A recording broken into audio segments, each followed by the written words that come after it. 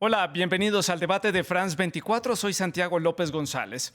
El mundo sigue enfocado en toda su atención en el avance de la pandemia del COVID-19 y en buscar mecanismos para combatirla. Pero paralela a esta coyuntura mundial hay otras realidades que siguen ahí, que persisten y que no podemos dejarlas de lado y mucho menos pues bajar los brazos. Hablamos de la lucha contra el VIH-Sida, una epidemia, así lo califica por lo menos la Organización de Naciones Unidas. Los primeros casos fueron registrados en Estados Unidos hace poco más de 40 años, cuando las autoridades reportaron a hombres en las ciudades de Los Ángeles, Nueva York y San Francisco que estaban sanos y comenzaron a padecer formas muy raras de cáncer, también neumonía, además de algunas infecciones oportunistas, por lo menos así la califican los médicos. En 1982, por primera vez se refieren a esta rara enfermedad como SIDA y un año después, en 1983, determinan que el SIDA es causado por el VIH. Desde entonces los avances han sido inmensos, pero esta enfermedad todavía no tiene cura y la prevención sigue siendo la mejor arma para combatirla. Pero ¿cómo prevenir cuando su mayor presencia está en las zonas más pobres de nuestro planeta y en donde hay muy pocos recursos? Les voy a dar algunas cifras para ponerlos en contexto de la magnitud de la epidemia del VIH-Sida en el mundo. Tenemos alrededor de 37,7 millones de personas que vivían con VIH en el 2020. 6,1 millón de personas vivían sin saber que tenían VIH también en el año 2020. La África subsahariana concentra cerca del 67% de las personas que viven con el VIH en nuestro planeta. Del total de quienes viven con VIH, el 53% son mujeres y niñas. La lucha contra el VIH a nivel mundial tuvo un revés con la llegada de la pandemia del COVID-19. Muchos de los recursos destinados para el estudio del VIH y el desarrollo de una posible vacuna fueron redireccionados a la lucha contra el COVID-19. Aún sabiendo que las personas que tienen VIH están en desventaja en términos de salud ante el coronavirus. ¿Y por qué? Porque las personas con VIH sufren cuadros mucho más graves de COVID-19. Así lo demuestra la experiencia y los estudios que han hecho a lo largo de los últimos meses. También presentan mayores comorbilidades. A mediados del 2021, la mayoría de las personas que vivían con VIH no tenían acceso a las vacunas contra el COVID-19. Pero algo bueno nos deja la pandemia del COVID-19 para la lucha contra el VIH y es el desarrollo de una vacuna, la vacuna del ARN mensajero. Esta tecnología puede abrir la puerta a una vacuna efectiva contra el VIH o nuevos escenarios, por lo menos para un tratamiento o para prevenir esta enfermedad, la enfermedad del SIDA que la desarrolla a partir del VIH. Todo está por hacer. A finales del 2020 habían unos 21.500 millones de dólares disponibles para dar una respuesta al SIDA, la enfermedad que genera el VIH, ya lo decía, en los países, por lo menos en los de bajos ingresos y también de ingresos medios. Pero ONU-SIDA estima que para el 2025, es decir, ya a la vuelta de la esquina, serán necesarios 29.000 millones de dólares para esta misma respuesta para los países de ingresos altos, medios y bajos, es decir, para el planeta entero. ¿De dónde van a salir estos dineros cuando hay otra epidemia en marcha y también cuando están escaseando los recursos? Precisamente el 1 de diciembre es la fecha mundial para conmemorar el Día Internacional de la Lucha contra el VIH-Sida, una fecha que sirve para hacer balance de la situación, de la lucha a lo largo de estos años, los logros y también las labores pendientes. Les damos más detalles en el siguiente informe elaborado por la redacción de France 24. Jean-Louis Toye-Copema es un paciente con VIH de República Democrática del Congo. Tiene 60 años y gracias a los medicamentos ha podido mantener buena calidad de vida. Sin embargo, su situación cambió con la última de las pandemias. El coronavirus y el ébola eclipsaron al VIH. Esto no es posible. Pido que los fondos para el VIH sean consistentes. De lo contrario, la gente morirá. Por primera vez en 20 años, los diagnósticos y pruebas de VIH se detuvieron en 2020 y la mayoría de personas con el virus no tienen acceso a una vacuna de COVID-19.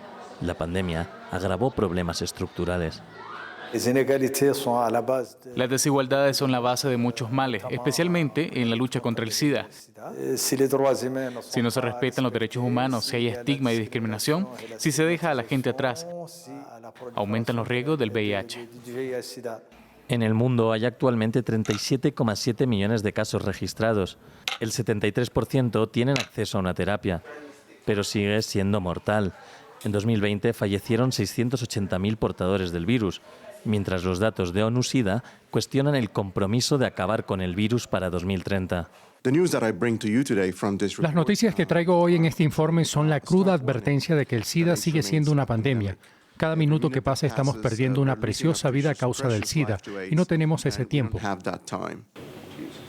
La innovación con vacunas ARN para luchar contra el COVID-19 ha abierto la posibilidad de encontrar una solución para el VIH. La farmacéutica Moderna está trabajando en ello. Una esperanza que las organizaciones piden que vaya acompañada de prevención, clave para combatir esta y otras pandemias. Bueno, pues a grandes rasgos, así es como están las cosas. La lucha contra el VIH-Sida en el marco de la pandemia del COVID-19 es nuestro tema de debate aquí en France 24. Y para analizar este tema hemos invitado al doctor Daniel Scott. Él es inmunólogo, virólogo, director de investigaciones del Instituto Pasteur en París. Él es franco-venezolano y nos atiende desde París, la capital francesa. También se conecta a esta conversación Jaime Valencia. Él es director de la ONG Aid for AIDS Colombia. Nos atiende desde la ciudad de Cali, en el suroccidente de Colombia. Y en el estudio de France 24 nos acompaña el doctor Eric Delgado. Él es magíster en enfermedades infecciosas y VIH. También es especialista en epidemiología y salud pública.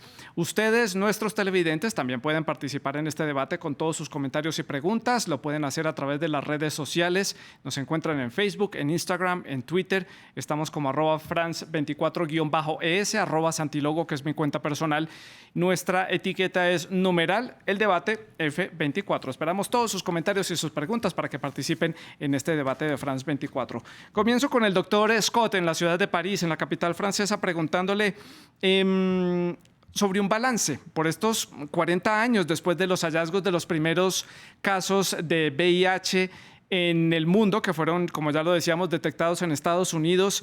Dejando un poco de lado el contexto de la pandemia de COVID-19 para analizarlo más adelante, pero ¿cuál es el balance que usted hace del avance que hemos tenido en la tecnología, en el desarrollo de una posible vacuna, de tratamientos, sobre todo mejorarle la calidad de vida a las personas que padecen esta enfermedad? Sí, buenas tardes.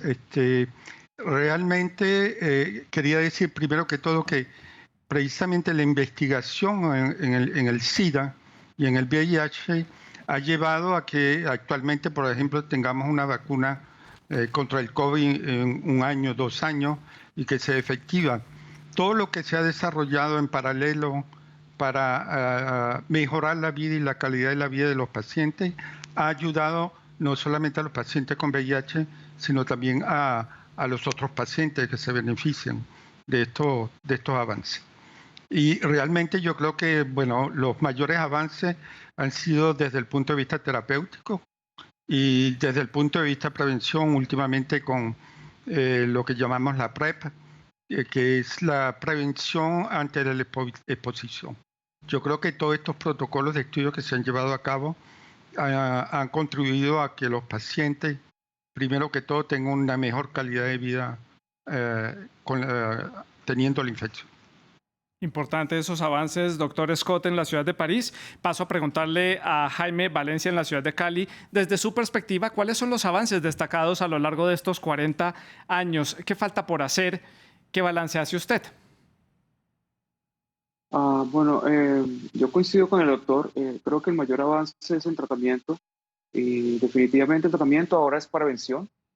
Ahora con las herramientas que gracias a la ciencia tenemos, podemos decir que podemos parar la epidemia del SIDA. Por eso estamos con la estrategia 95-95-95 para el 2030. Cuando una persona en tratamiento, cuando se diagnostica a tiempo y se empieza el tratamiento a tiempo, pues su expectativa de vida es igual que cualquier persona que no tenga VIH y encima con una carga viral indetectable, o sea, que el virus no circule, no se detecta a nivel sanguíneo, pues no transmite el VIH. Entonces creo que las herramientas las tenemos, a pesar de que no tenemos una vacuna y una cura, pero las herramientas las tenemos para terminar con la pandemia. Desafortunadamente, pues todavía sigue, porque es un diagnóstico más social, todavía sigue las inequidades y la falta de la discriminación, el estigma que que no permiten que el VIH en verdad y que esta estrategia se cumpla y que mantengamos todavía estas cifras que muestras que son muy desafortunadas a pesar de 40 años de historia con el VIH entre nosotros. La inequidad y el estigma, dos temas que vamos a tratar más adelante aquí en el programa. Jaime, importante que los haya mencionado aquí en su balance y en su introducción. Y aquí en el estudio de France 24 me acompaña el doctor Eric Delgado y le hago la misma pregunta para comenzar esta discusión. Doctor Delgado, su perspectiva, su opinión, el balance que usted hace de estos 40 años de lucha contra el SIDA. Bueno, pienso que para complementar lo que han dicho mis colegas, efectivamente la connotación del ingreso de la terapia antirretroviral, como la conocemos, aproximadamente sobre 1996 tuvo un cambio notable en la morbilidad y en la mortalidad de los pacientes con VIH. Posteriormente estas terapias han ido simplificándose, buscando que los pacientes tengan mayor adherencia a los programas. Entonces este punto de partida de adherencia ha favorecido y ha impactado notablemente en los programas. Y posteriormente, en los últimos 10 años, 5 años, se ha venido fortaleciendo el establecer terapias preexposición, que en este momento para el mundo y para América Latina cuenta con más de 300.000 pacientes, los cuales han estado en seguimiento continuo y en estudio para prevenir de cierta manera la transmisión y lograr esta meta al 2030, que es detener la epidemia del virus del VIH. 40 años de lucha, doctor Delgado, contra esta enfermedad, contra el VIH-Sida. Estados Unidos en algún momento, digamos, se puso la camiseta para combatir esta enfermedad y dijo que en 10 años iba a tener una vacuna. ¿Cuáles son las dificultades con las que se han encontrado la comunidad científica, los médicos, para poder lograr tener esa esperada vacuna que la espera la comunidad mundial entera y más en el contexto en el que estamos? Bueno, pienso que hay 2 o 3 puntos por los cuales se ha dificultado el llegar a la vacuna de una manera rápida y oportuna. El primero, específicamente los recursos, se requieren muchos más recursos, mucha más investigación. El segundo punto son las características del virus. Digamos que el virus tiene una connotación que conocemos como reservorios, que genera ciertos santuarios dentro del cuerpo del ser humano. Y el tercer punto, que es un poco más difícil porque sí se ha adelantado y no hemos logrado efectividades superiores al 50% en la vacuna, principalmente dado por las características del virus, por las características de replicación, de mutación, ¿sí? Y de generación de una respuesta inmune fortalecida y sólida frente al virus.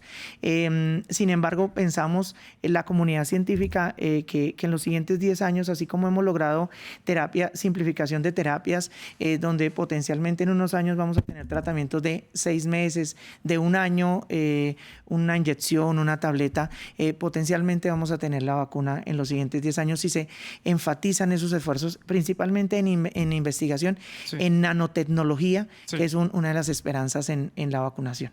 Doctor Scott, en la ciudad de París, le hago la misma pregunta para que usted dé su opinión sobre el avance en la vacuna. Usted lo mencionaba, que hoy tenemos una vacuna que nos sirve para protegernos del COVID-19 gracias a los avances que ha habido en ese desarrollo y en esa búsqueda de una vacuna contra el VIH-Sida. ¿Qué falta? El doctor Delgado dice que en unos 10 años puede haber unos grandes avances. ¿Cuál es su perspectiva? Yo creo que sí, que se ha avanzado mucho en el aspecto, vamos a decir, virológico e inmunológico para combatir el virus del SIDA. Y como indicó el colega anteriormente, hay problemas que son muy diferentes y muy particulares al virus del SIDA, por ejemplo, con respecto al COVID-19. Entonces, les recuerdo que cuando se habla de reservorio es porque el virus entra en el ADN de la célula, se integra en el ADN de la célula. Cuando la mayoría de los virus lo que hacen es replicar en el citoplasma y no entran en el programa genético de la célula. Entonces, yo creo que una de las partes que ha llevado mucha investigación últimamente es precisamente buscando nuevas terapias para atacar el virus en el ADN. O sea, lo que tenemos ahorita son terapias para atacar el virus cuando él replica, pero no lo podemos atacar cuando está latente. Claro. Entonces, eso debe ser una investigación que se debe llevar a cabo en los próximos años. Lo otro, con respecto a la vacuna, es que hay como dijo el doctor, muchas cepas virales por mutaciones o por intercambio entre cepas, y eso hace un poco difícil porque el virus escapa a la respuesta inmunitaria. Después, hay varios tipos de individuos que sabemos que controlan la enfermedad, pero cada cada grupo de individuos tiene una particularidad. Hay factores genéticos, hay factores de respuesta inmunológica, y eso es lo que se trata de buscar con la vacuna. Pero con estos dos factores, los individuos son diferentes y el virus también es diferente con el tiempo, entonces hace muy difícil encontrar una vacuna. Ya le doy la palabra a Jaime en la ciudad de Cali. Quiero hacerle una pregunta corta al doctor Scott, y es, haciendo la investigación para este programa, encontré algo que yo no tenía ni la más mínima idea, que hay VIH-1 y VIH-2. No sabía que había como dos variantes distintas, no sé cuál será el término médico para llamarlo. ¿En qué se diferencia, qué las distancia, y si las dos están presentes en todo el mundo o alguna está en un sector específico del planeta, o en qué lugar se encuentra? Sí, son dos, vamos a decir, mayores cepas diferentes, el 1 y el 2. El 1 es el que está más expandido por todo el mundo. El 2 está más restringido a África. Y para darle más o menos una idea, desde el punto de vista genético, el VIH-1 está más cerca del virus simiano de inmunodeficiencia, mientras que el VIH-2 está mucho más lejos. Sí. Y eso constituye también una parte de la investigación, porque vamos a decir, el VIH-1 lleva a un deterioro sin intervención terapéutica, lleva a un deterioro progresivo del sistema inmunitario. En cambio, el VIH-2 no, el VIH-2 tiene etapas mucho más lentas, y entonces probablemente porque el sistema inmunitario puede mejor controlar este virus que está más lejos genéticamente de los otros dos. Importante hacer esa aclaración, y paso a preguntarle a Jaime Valencia en la ciudad de Cali. Usted trabaja en una ONG, está en contacto con diferentes sectores sociales allí en la ciudad de Cali, en el suroccidente de Colombia, pero desde su perspectiva, ¿qué tan comprometida está la sociedad de Cali, o colombiana o latinoamericana, como usted lo quiera enfocar, en la lucha contra el VIH-Sida? De pronto, porque llevamos ya 40 años hablando de este tema, se volvió parte del paisaje y el ciudadano común perdió el interés por lo que suceda, por la lucha, por colaborar, por estar al tanto de los avances, por estar al tanto del cuidado para las personas. ¿Qué perspectiva tiene usted? Sí, desafortunadamente el VIH, como hablo con mi director ejecutivo, pasó de moda, y la gente ya no quiere hablar de VIH, y también que todavía existen muchos mitos y muchos tabús dentro de la sociedad.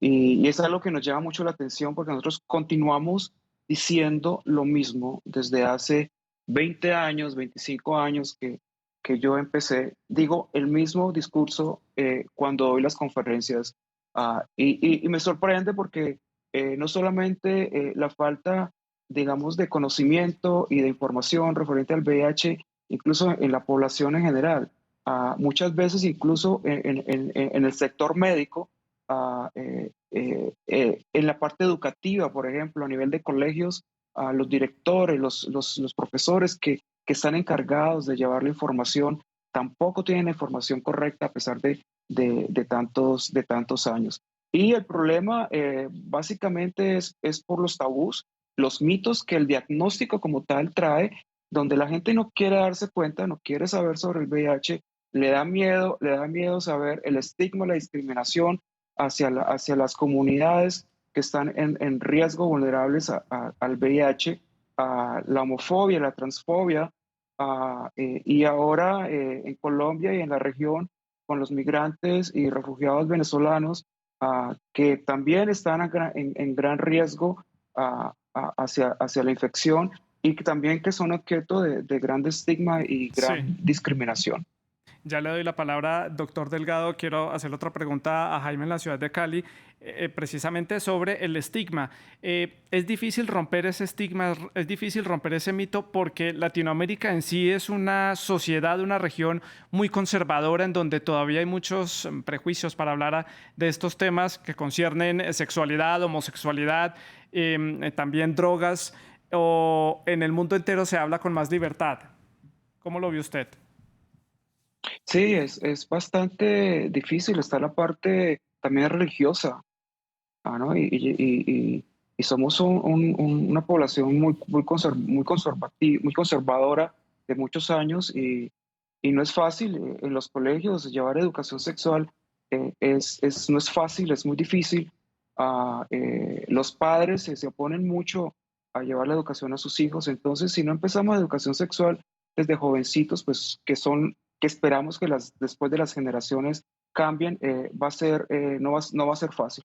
Y mientras exista esto, mientras existan dificultades en la sociedad y estas creencias arraigadas dentro de la sociedad que se van de generación en generación, Claro. no va a ser fácil producir los cambios. Claro, hay que hablar todavía hay una lucha ahí para hablar libremente sobre este tema. Quiero que vengamos al contexto actual en el que estamos, y es la pandemia del COVID-19, doctor Delgado. ¿Cómo ha afectado el contexto en el que estamos, la pandemia del COVID, alrededor del mundo, a la lucha contra el VIH-Sida, en la investigación, en los tratamientos, en el desarrollo, incluso en los presupuestos para el desarrollo y la lucha? Bueno, pues lo que hemos visto es que pues nadie estaba preparado para que llegara una pandemia y de un mes a otro se presentaron una serie de factores que llevaron a que se cerrara absolutamente todo. Y esto impactó directamente en los programas de VIH, en la detección de los pacientes con VIH, en esa búsqueda activa que teníamos inicial de identificar de manera temprana a la población con este diagnóstico. Vemos cómo recientemente en una encuesta que hizo ONUCIDA encontraban como 5 de cada 10 pacientes tuvo algún inconveniente en la entrega del medicamento antirretroviral. Solamente 3 de cada 10 pacientes tuvieron acceso a telemedicina.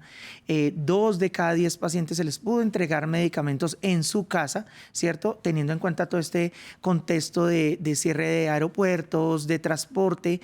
Entonces, muchos pacientes llegaron a perder tratamientos por 1, 2, 3 meses y mucho más. Esto jugó un papel negativo en la estrategia y en ese en el segundo y tercer 90 del que estábamos buscando, como lo dice mi colega, en el cual buscamos no solamente que tengan adherencia a la terapia antirretroviral, que tengan supresión virológica frente al tratamiento. Sí. Entonces, con esta no entrega oportuna del tratamiento, con esta no valoración, pues obviamente se aumentó la morbilidad en los pacientes no relacionados con COVID, pero sí relacionados con su patología, y obviamente esto tenía un impacto negativo en los pacientes. Claro. Ahora, el otro punto es los recursos económicos, porque vemos cómo los diferentes gobiernos pues incrementaron sus recursos e hicieron una serie de leyes, decretos, buscando obviamente minimizar el impacto de la COVID, y esto impactó negativamente probablemente en esos compromisos que teníamos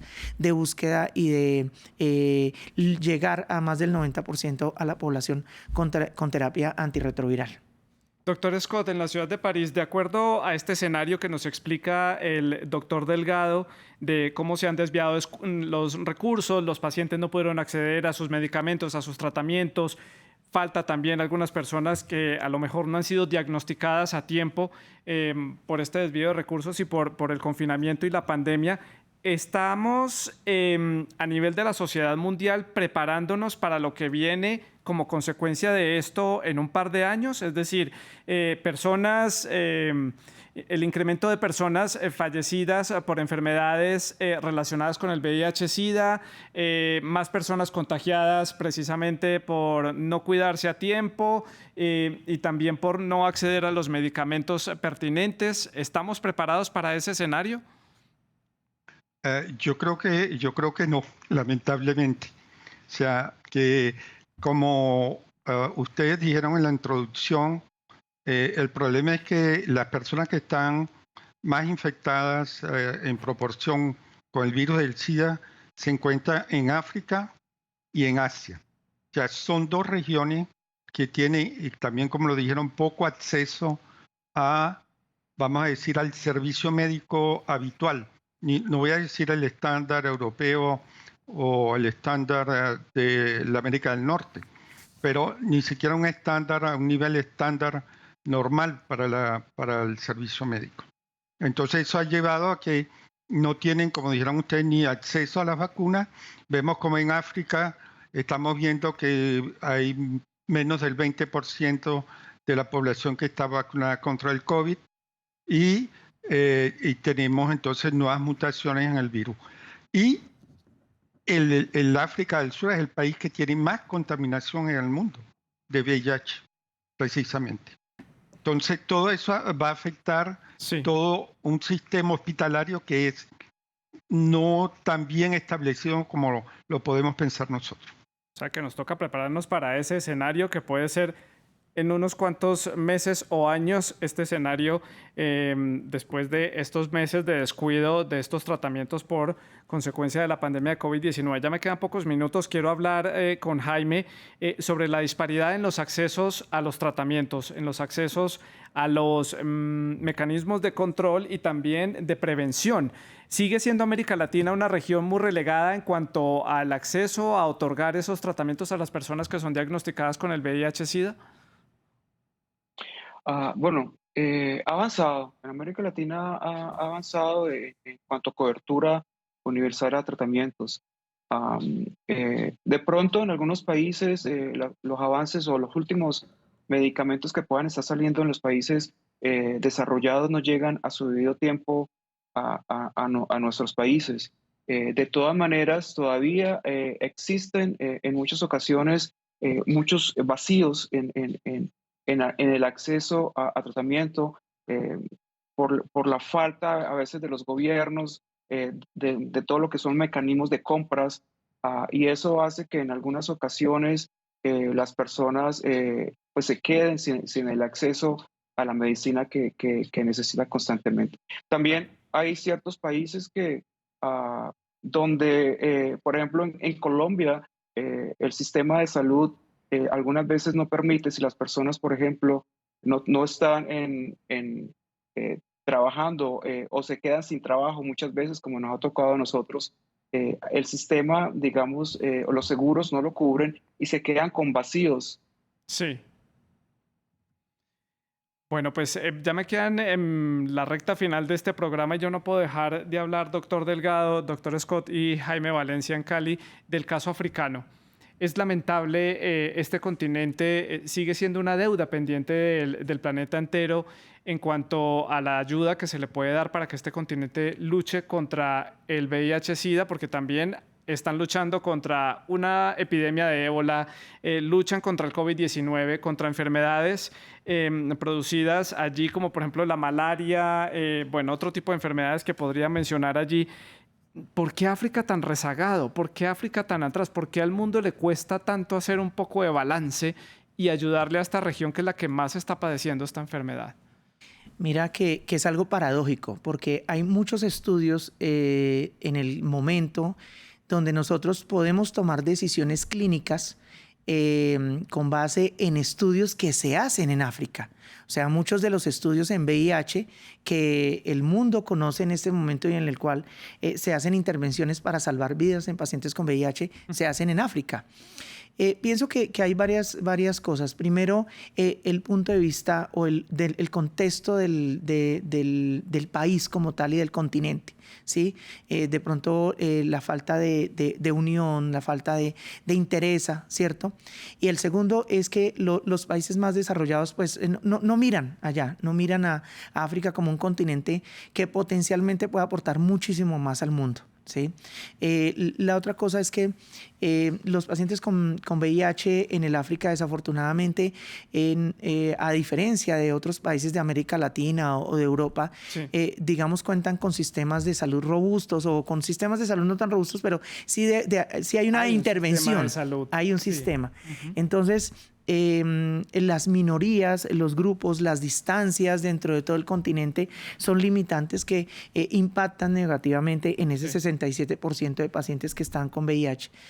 Pero Pienso que si se encaminaran recursos, políticas, aunque ONU-SIDA lo hace, porque uno es testigo de que de una u otra manera ellos han intervenido para actuar sobre la población del continente africano, estamos cortos en este continente para lograr la estrategia de 90-90-90 de ellos.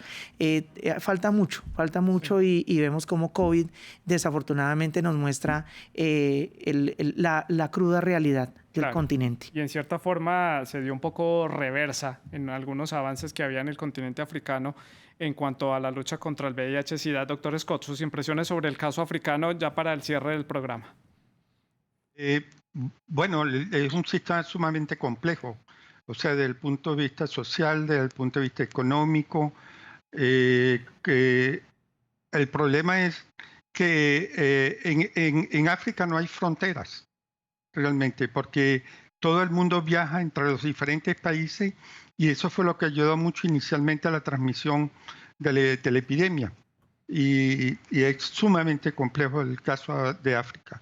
Como dijo el doctor, por ejemplo, los estudios de la transmisión materno-fetal para impedir la transmisión del virus comenzaron en África. Los estudios primeros que salieron ahí fueron en África y que dieron la pauta. También quiero hacer un comentario porque hablamos mucho de la parte tecnológica, de los avances, de la ciencia. Adelante porque quedan ya un minuto para terminar el programa. Lo que quiero decir es que nosotros no podemos hacer nada si no tenemos la asociación de pacientes con nosotros. Y precisamente la defensa de los pacientes con SIDA fue lo que trajo ahora diferentes asociaciones de pacientes en toda una serie de enfermedades. Claro. Bueno, pues ya me quedan pocos segundos para terminar el programa. Jaime Valencia, en la ciudad de Cali, su conclusión de lo que falta entonces en esta lucha para ponerle otra vez acelerador y ver otra vez resultados rápidamente. Yo creo que es importante lo que está diciendo ONU-SIDA, las inequidades. Mientras no combatamos las inequidades, sobre todo en los países de bajos y medianos ingresos, va a ser muy difícil terminar con la pandemia. Por eso se proyecta, si no pasa algo ahora, en vez de terminar con la pandemia para el 2030, vamos a tener más de 7, casi 8 millones de muertes solamente relacionadas al VIH. Doctor Delgado, aquí en el estudio, su conclusión, 20 segundos. Principalmente los diferentes países de América Latina han venido haciendo la actualización en sus guías de manejo de VIH.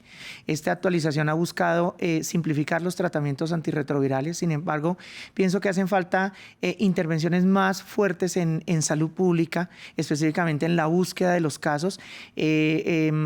Un ejemplo, 1 de cada 2 pacientes se está encontrando en estado SIDA.